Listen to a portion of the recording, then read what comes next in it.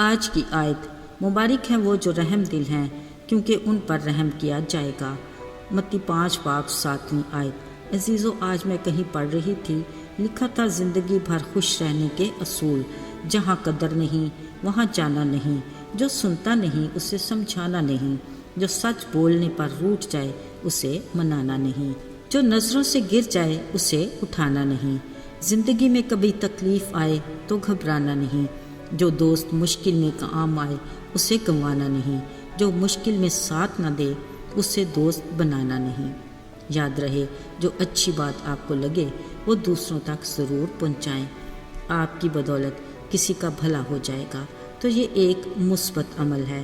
بلا شبہ خوش رہنے کے لیے کئی جتن کیے جاتے ہیں، پر کیا کہنے اس خوشی کے، کبھی تو بڑھ کے گلے لگاتی ہے، پر کبھی ذرا سی جھلک دکھا کر منہ موڑے کہیں اور چل پڑتی ہے۔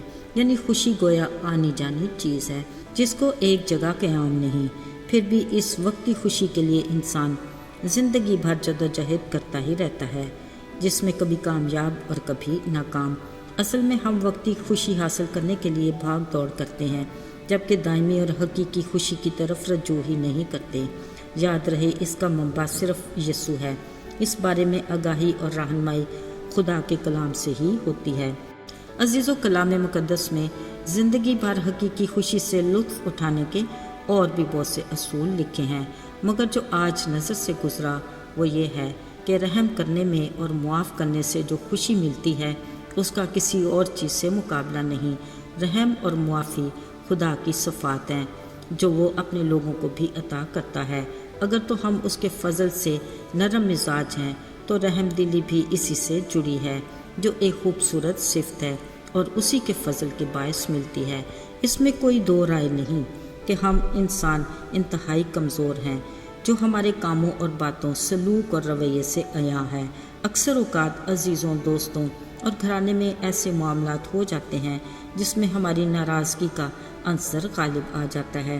ہماری ناراضگی بھی پھر ربر کی تار کی طرح ہوتی ہے، کھینچنے سے بڑھتی ہی جاتی ہے۔ یاد رہے، عقل مندی اسی میں ہے کہ جلدی معاف کر کے حالات کو بگڑنے سے بچا لیں۔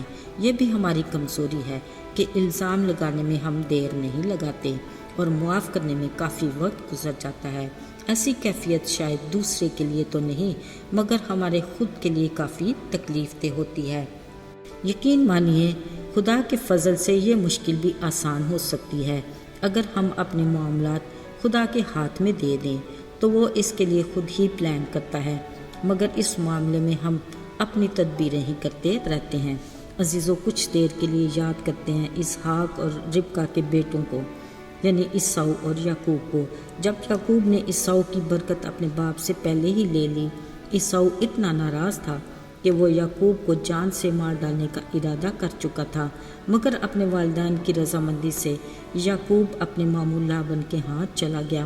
پھر 20 سال کا عرصہ گزر گیا۔ جب یعقوب واپس اپنے باپ کے گھر آنا چاہتا تھا تو اسے اپنے بھائی عیساؤ کا غصہ اور ناراضگی ابھی تک یاد تھی۔ جب اسے پتہ چلا کہ عیساؤ 400 آدمیوں کے ساتھ اس کی طرف آ رہا ہے، سو اس نے عیساؤ کے غصے سے بچنے کے لیے اپنے بال بچوں اور بیویوں کے غول بنا دیے اور دیگر مال اور اسباب کو بھی حصوں میں بانٹ دیا۔ یہ یعقوب کی اپنے بھائی عیساؤ کی ناراضگی کے خطرے سے بچنے کے لیے اپنی تدبیر تھی، مگر خدا نے اس کے لیے راستوں کو اپنی مرضی سے پہلے سے زیادہ ہموار کر رکھا تھا۔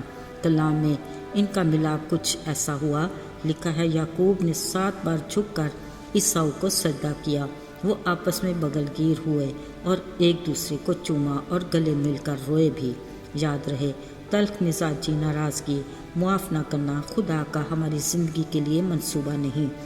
غور طلب بات یہ ہے کہ آخر عیساؤ کو خدا نے توفیق دی کہ وہ اپنے بھائی یعقوب کو معاف کر دے، لہٰذا خدا کے پلان سے وہ دونوں ایک دوسرے کے ساتھ اچھے سے ملے اور ان کی زندگی میں خوشگوار تبدیلی بھی آئی۔ اگرچہ یعقوب اس کے غصے سے خوف زدہ تھا، مگر خدا نے اس کے لیے وقت اور حالات کو سازگار بنایا۔ عزیزو، عیساؤ کے کردار سے یہ اندازہ ہوتا ہے کہ نہ صرف اس نے اپنے بھائی یعقوب کو معاف کیا بلکہ اس پر رحم بھی کیا۔ یقیناً اسے رحم دلی کی توفیق خداوند کے فضل سے عطا ہوئی۔ یاد رہے جہاں رحم اور معافی کی بات آتی ہے تو ہمیں کبھی یہ نہیں بھولنا چاہیے اپنے خدا یسوع مسیح کو، جس نے گناہ کی بدترین حالت میں پڑے ہم گناہگار انسانوں پر رحم کیا، ہماری خطاؤں کو بخش دیا، ہمارے گناہوں کو معاف کیا، اپنے قیمتی لہو سے پاک کر کے پاک خدا باپ سے ہمارا دوبارہ میل کرایا اور اپنی جان کا کفارہ دے کر ہمیں ہمیشہ کی زندگی کا وارث بنایا۔ عزیزو، یہ ہے وہ دائمی اور حقیقی خوشی جو اس نے ہمیں عطا کی اور اس کی رفاقت بھی ہمیں میسر ہوئی۔ کلام مقدس میں لکھا ہے کہ وہ یعنی خدا اپنے لوگوں کی آنکھوں کے سب آنسو پونچھ دے گا، پھر نہ موت ہوگی، نہ ماتم، نہ آہو نالا، نہ درد، پچھلی ساری چیزیں جاتی رہیں گی۔ ذرا سوچیں کتنا مبارک ہے خدا جو ہر روز ہمارا بوجھ اٹھاتا ہے اور ہماری فکروں کو لے کر ہمارے دل کو شاد اور مسرور رکھتا ہے۔ آئیے دعا کریں۔ اے رحیم اور مہربان باپ خداوند، ہم تیرے فضل اور رحم کے لیے شکر گزار ہیں۔ تو نے ہمارے گناہوں کو معاف کر کے ہمیں اپنے فرزند بنایا۔ تیری دی ہوئی برکات اور خوشی کے لیے ہم تیرے دل کی گہرائیوں سے شکر گزار ہیں۔ یسوع کے بابرکت اور مبارک نام میں مانگ لیتے ہیں، آمین۔